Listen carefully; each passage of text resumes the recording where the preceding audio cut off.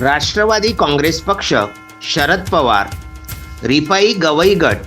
समाजवादी पक्ष, कम्युनिस्ट पक्ष, all India forward block, RPI Khobragade गट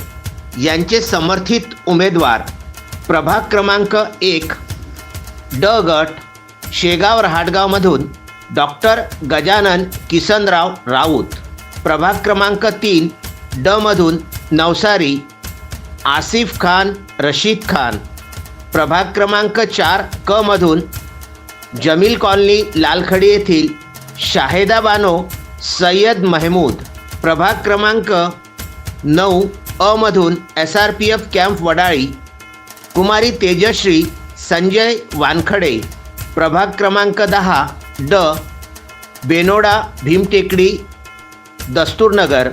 राहुल लक्ष्मणराव मोहोड, प्रभाग क्रमांक 11 अ मधून सौ संजीवनी प्रफुल्ल डोंगरे, प्रभाग क्रमांक 12 स्वामी विवेकानंद कॉलनी बेलपुरा राजेंद्र देवीदास माहुरे, प्रभाग क्रमांक 13 ड अंबापेठ गोरक्षण नमुना विशाल लक्ष्मणराव बोरखडे, प्रभाग क्रमांक 16 क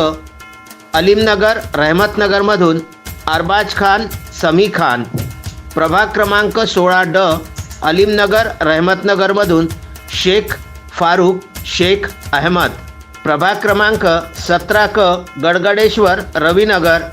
सौ माधुरी विलास काळसरपे, प्रभाग क्रमांक 17 ड गडगडेश्वर रविनगर